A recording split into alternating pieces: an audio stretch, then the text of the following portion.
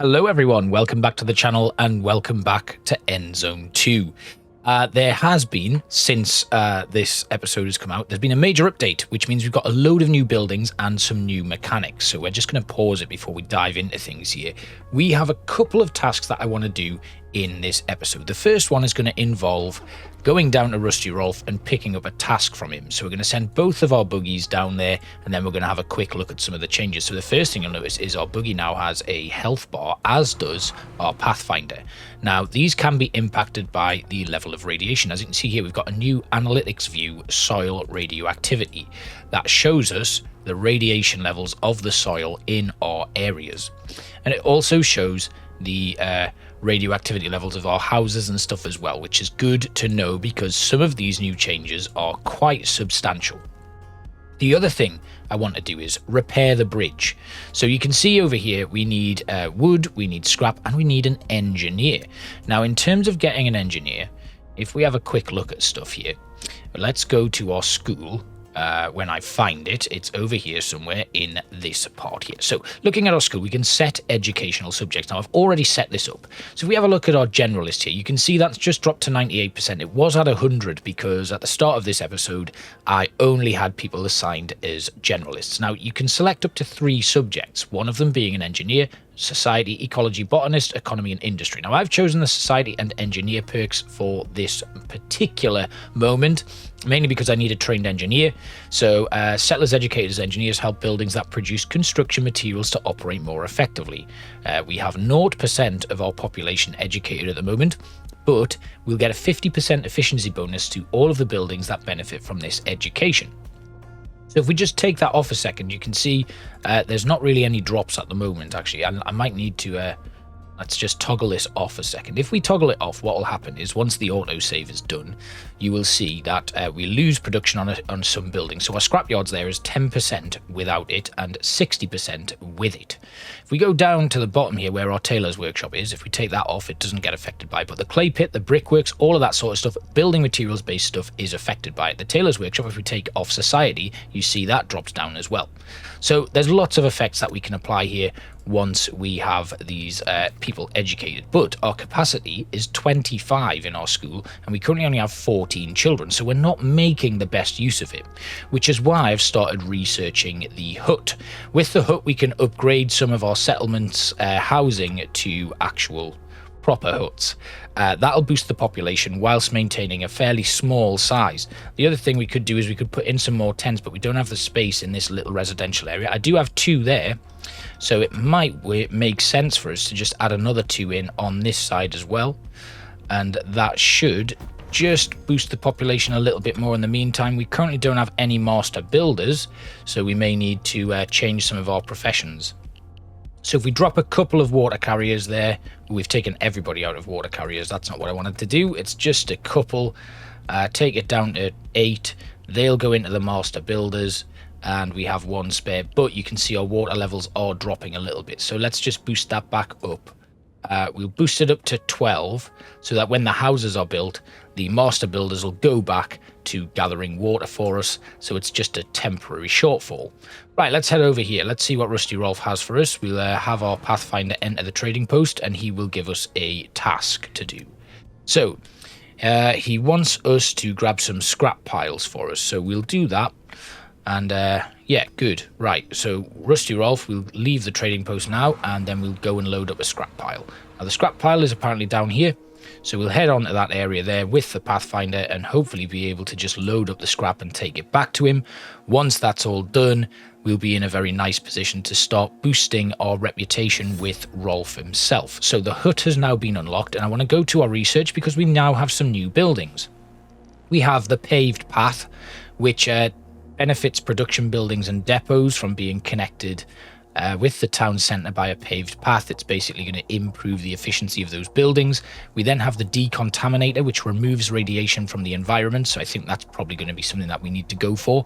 And a lot of society buildings have been added in. So the shelter, which is a large shelter where no children are born, but we get 50 people living in there.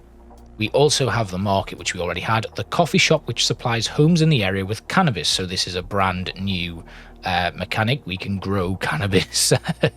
The brewery, which gets us beer, which is good, and a bar where homes in the area can get beer. Further down, we have a hospital, which was already in there, the bathhouse, obviously, which we already know about, the upgraded decontaminator.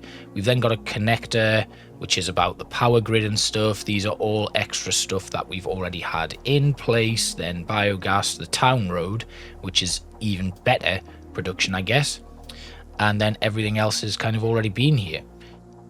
So lots of stuff that we can now unlock and research, but the first thing we're going to do is we're going to get the decontaminator done now, because at some point, due to this update being a massive overhaul of the radiation, we are definitely going to be faced with a very threatening level of decontamination that we're going to need to do. So our new houses have been built. That takes us up to a maximum population of 96 living spaces. And I really don't want to push past 100, but if I have a look at my professions, you can see here we've got 170 assignable workers that we can put in to work. And getting kind of like a topped out settlement is going to be very difficult, which is why I wanted to rebuild the bridge, because if I can rebuild the bridge, I can establish a second large settlement. And then that takes the attention away from having to do these smaller settlements here, and we can unlock some more of the rarer resources, because we don't have access to things like iron and stuff yet. That is all in a second zone. So getting access to second zones might be really good, because it can help me get some research. So that's the scrap pile that we needed. That did not take long at all. We can head back up to Rolf, drop that scrap off, and boost our reputation with him. And it would be really good if we can find the new traders in each zone. So I think a large expansion at this point is going to be very useful. And by expansion, I mean getting into the next zone and then having a look around there, see if we can get as much stuff done. Yes, we're going to finish that job for him. Excellent. Right. Does he have anything else for us? I don't think he does yet. No jobs available. As you can see, our reputation has now gone up. So our trust with him is quite high now, and we'll get a very good deal on our trade goods. And considering he has iron tools, that could be a very, very useful thing for us, as well as copper cables. So they're two items that I'd be looking to trade with him. And we've got radiation levels starting to rise sharply very soon in this zone. So we are going to have to make sure that we're doing a very good job. Let's have a look at the soil analytics there. You can see big levels of radiation coming in. So getting that research done and getting the decontaminator up and running very quickly is going to be pretty vital for us. So if we have a look at our buggy, there's not really been any issues with that. That's managed okay, but this rain is going to run for 7 minutes now, which means the radioactivity will continue to increase. And the longer that stays, the more radioactive things are going to get. And that makes things a little bit of a race against time, really. The rain is continuing to spread over, and as you can see here, there's some quite high levels in that space there. And the longer it falls, the more radioactive these areas are going to get. So our research into the decontaminator is going quite well. We now have a few more people available to work. Once that's done, we should hopefully build our decontaminator. Is it in a community building? No. What about water, food? Okay, where can you be? Logistics? There it is, logistics. So decontaminators remove radiation from the environment, and we can place them in a bunch of areas where hopefully we'll be able to protect our people. So looking at our basic industrial spaces over here, we're going to place a decontaminator right there. It's 23% radioactivity there. We might need to just have a look at our coverage for our settlement. Now over here is quite bad, so we're going to put one down quite close by here. I think there's a road there. If I just have a quick look at where my roads are. That one goes to there. What about along here? That might be okay. Let's put a road there and then go to our decontaminator, and we'll place the decontaminator right there. So that gives us a fairly sizable area there. Once that's built, we might actually be able to change the area in which they are decontaminating, which is actually very useful, so they can decontaminate that whole space for us. Then we'll build another decontaminator. We don't really need one down there. So what about over here? Right there would be a good place for another one. And then again, we'll change the area of effect to that space there.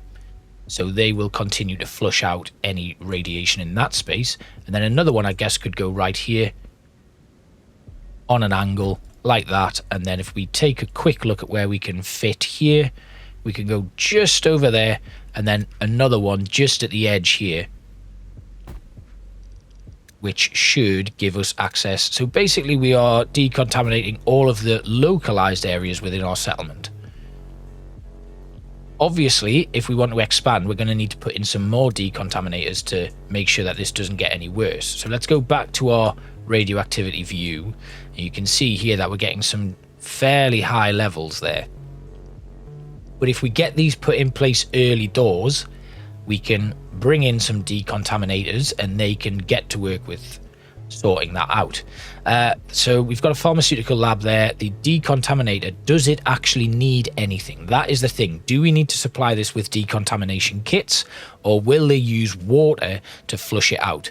One new mechanic that we do need to be aware of that is pretty beneficial is the fact that, oh, wait a minute, I've just realized we're going to need to try and just push this over to here like that, because I do have those two areas here. The paper mill is very radioactive.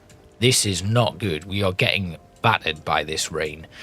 One good thing that I did mean to mention was the radiation can be washed away if you have a good rain.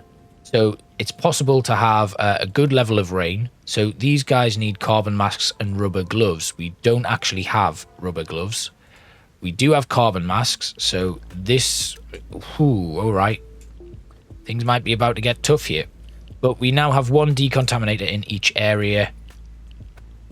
That should be good. We do get some protection from that, which is brilliant. And let's have a look at the soil radioactivity levels. Yeah, not good. But they will get to work digging up soil. You can see we've got some irradiated settlers. And we're going to need to make sure there's enough protective clothing and protect them from radiation, clean their food and water. So looking at this, we've got 11% of our resources are contaminated. The soil radioactivity is currently at 63%, and our radiation protection is only 20%. Those resources are continuing to become contaminated, but they are getting cleansed, and that is starting to drop down quite nicely. We just need to be very careful with this, and getting rubber gloves up and running is going to be our next step. So looking at what we need for that, if we go to our research, I would have liked to have focused on some society-based stuff, but we are not going to be able to do that. So the vulcanizer is what is going to produce rubber out of natural latex, and we are able to produce that. Let's have a quick look at our swamp farm. This one is producing reeds for the paper mill, and then I think we do have a plantation there and a plantation there, but is this our only swamp farm? There's one there that is producing herbs. Okay, so we need, I think it's the swamp farm that produces natural latex. Let's just have a look. No, it's not. Okay, so how do we get natural latex? What about the plantation? Yes, the plantation will produce natural latex, so we're going to need another one. What have we got here? What is the request here? Production increase. Build the upgraded lumberjack lodge. Now, we don't have that. So I'm going to leave that for now, unless we take a look at where we need to be for that. We need 100 wood, which we don't actually have at this moment in time. We've got 80 units of wood. I'm going to take that on. I'm going to say that I'll do it. Let's speed up, because that should increase quite nicely. We're making about 2 per minute, but we are using it as well to create the charcoal. Now, I just want to make sure that I've got enough time to actually sort that out, because that is dropping. Let's have a look. Where is our woodcutting lodge? We can put more people to work in them for now as a temporary measure, which should boost. Yeah, we're making a lot of lumber per minute there, and then we can just bring it back down. So we've got that on. That is done. We can now research the upgraded lumberjack lodge. There we go. I suppose getting these early buildings upgraded will be useful, because they'll become more efficient. We'll just drop down a couple of woodcutters now, because we know that that's sorted. Right, good. So we can sort that out. 47 minutes. Do we actually need to build it? Yes, we need to build the upgrade as well. So that's something that we need to be aware of. We've got 23 radiated settlers at the moment. Our contamination level in our resources is holding at about 13, but it does drop to 9 and then come back up. Let's have a quick look then. Still heavily radiated.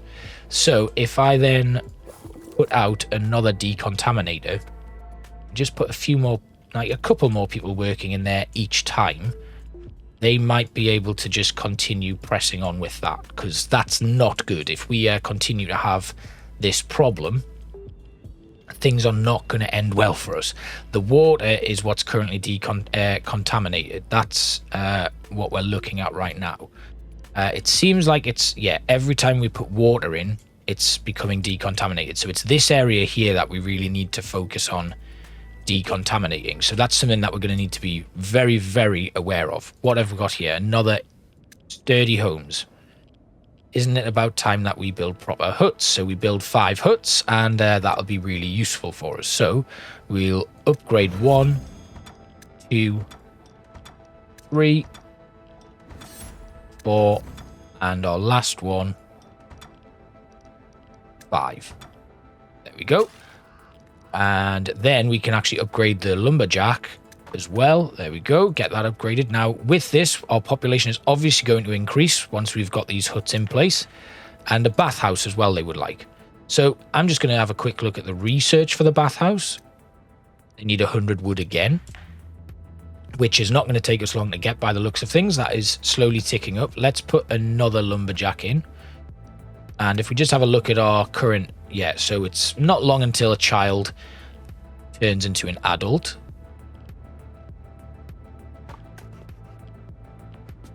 Just about to get to that. There we go, 95, 98, dropping down again. Okay, let's get another woodcutter. We don't actually have anyone to take over that. And our decontaminator, we'll just drop down so that they go into lumber. That did tick up to 100, so we're going to stay the course. That's done. We get a reward of lumber, so we can now actually research the bathhouse. That's done. Then we'll come back over to here. We'll accept the order of bathhouse. Sturdy homes. How are we looking on that then? We're on 2 of 5. Is it master builders that we're missing? No, we should be okay. We should be able to do that one. They are slowly building, so that's fine. 17 radiated settlers, so we're not doing too badly on that, and we are starting to sort out the contaminated resources. The soil radioactivity has dropped as well, so as long as we don't get successive issues with this, we should be able to recover, and that is done. Right, a nice reward of some water and food. Now our water is currently dropping, and that'll be because we're starting to get more people living in the settlement, so let's bump up our water carriers once we're able to. Foresters, lumberjacks, we can take out 1 lumberjack. 210 professions we now have available to us. So what do these guys want? Upgrade the jetty to an upgraded jetty. We can do that as well, I think, once this research is complete. So it's been a bit of a researchy episode. Let's have a quick look at how our school is doing once this autosave finishes. There we go. Right, so we now have 19 students, and our engineers are looking pretty good.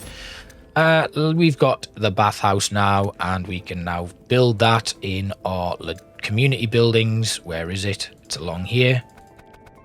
There it is, the bathhouse. Boosts the attractiveness of huts and houses in the vicinity and does use water. So we're going to put this over here. Oh, we can actually fit it in this little area here as well, actually. So let's put it there.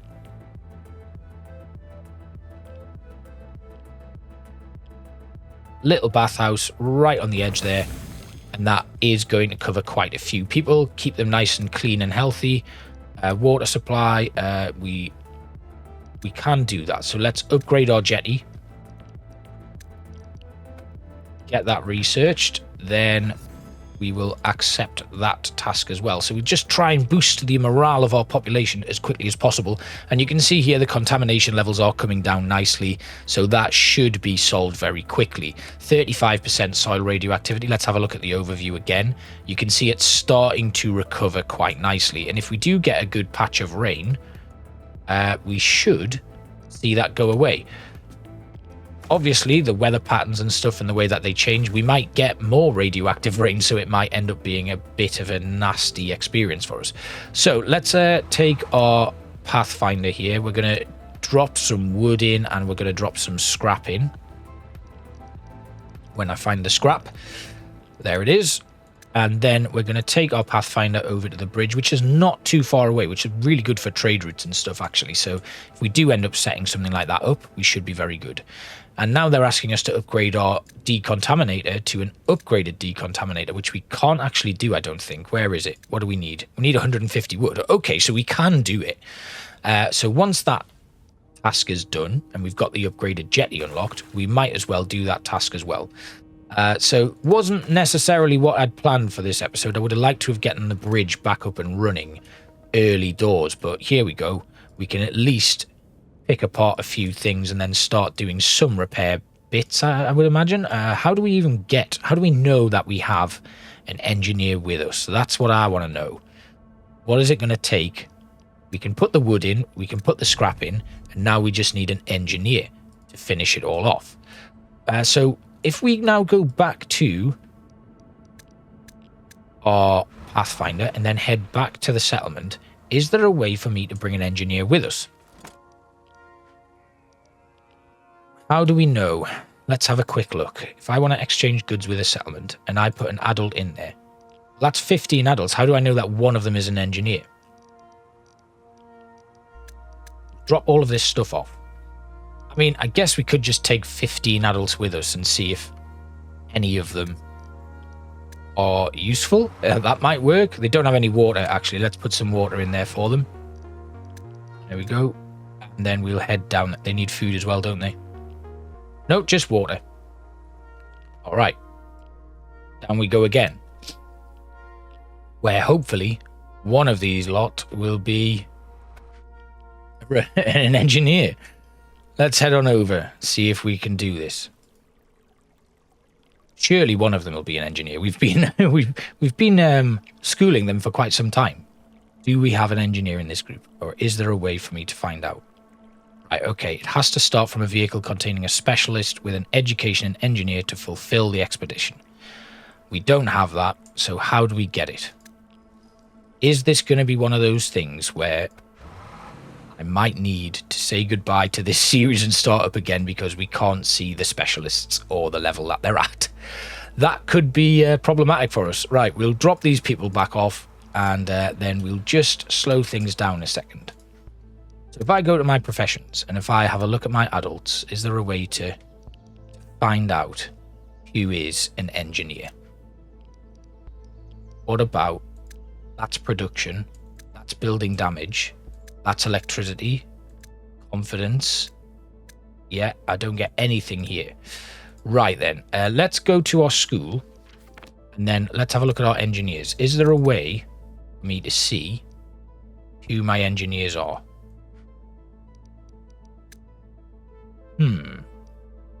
Interesting. Right, this is tough.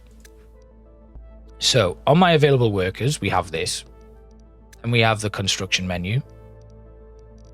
Then we have the road menu. Vehicle menu. World overview, expeditions, research, transport routes, events, statistics. Events, energy networks, transport routes, research, expeditions. Destroyed bridge. Engineers. Yeah, I'm not seeing anything that tells me about who has a particular profession. Right, okay. I think this is something I'm going to have to look into. But for now, we're not looking too bad. We're starting to get a few more wanderers. Okay, let's bring them in. Outdated technology, which is for the decontaminator. We can very soon upgrade that jetty, so we'll let that go through, and then we will get that upgraded, and then we'll take a little look at what it's going to take for us to upgrade or gain access to the upgraded decontaminator. I think I can do that now. I can. Right, so we'll research that, then we'll take on that quest task from our people, And yeah, we'll let the sun go down. Our villagers go to sleep. We now have huts, so we're looking pretty good. I hope you've enjoyed this episode of Endzone 2. Hopefully not the last of this series. I'm going to have a look into what it takes to get an engineer in my Pathfinder and hopefully get the bridge unlocked so we can move on without the need to start all over, because we've made a really good start here. So thanks all for watching, and I will see you next time. Bye-bye.